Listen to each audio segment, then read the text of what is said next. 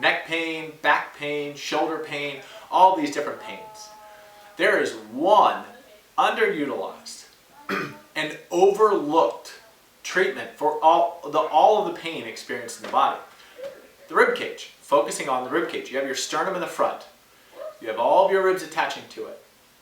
Look at the span of, just touch, you have the top of your sternum, your sternocostal notch, all the way down to the sides of your ribs, and just look how long that's your whole torso it takes up. So if your rib cage is out of whack, you're going to have problems.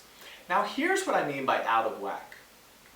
I was working with somebody yesterday, and we were talking about how with their shoulder, it's a little rounded at the top, and they're a little tight. They can experience themselves as tight.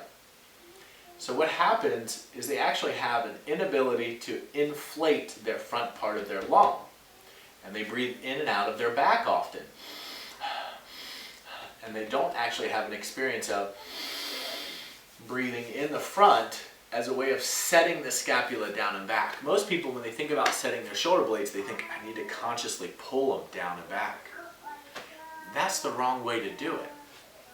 The rib cage is very tricky, but one short way of conceptualizing the rib cage is to think that you have lungs inside of it. Airflow, and the air inside this bag moves your ribs in and out and around, and with this movement of the ribs, that's what actually allows for this sense of freedom.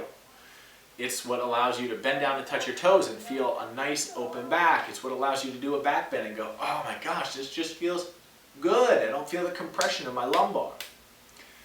So if you want to take hold of your life, master your rib cage. And here are a couple counterintuitive ways of doing that. If you're lying down on your side and you were to put a bolster underneath of your rib cage, that would lift your rib cage that's closer towards the ceiling further towards the ceiling. But see, that's opposite of what you would normally do. If you're laying on your side, your rib cage closer to the ground tends to dump into the ground. So by just putting a little dowel or a pillow or a towel underneath of your side ribs, you're pushing your weight, your rib cage, to the other side of your pelvis, closer towards the pelvis, towards the top, towards the ceiling. So most people, when they think about let's mobilize or utilize a different way of the rib cage, they think I need to roll on a foam roller. Well, I'm here to tell you, think about going at it from the side. This is called the frontal plane, this kind of shimmy shift left to right. I'm not actually moving forwards or back. Very underutilized. So when you're experiencing some sort of pain, and it seems to be a big mystery, and you cannot get a handle on it, and you can't get it treated so it gets under control and gets off your radar, I ask that you look at your rib cage and discover, hey, are there positions that I'm in repetitively that I can change my body's orientation in that position? Maybe I'll pick up some extra bennies. I'll pick up some relief or some decrease of tension in some part of the body that's normally chronically tense in that posture.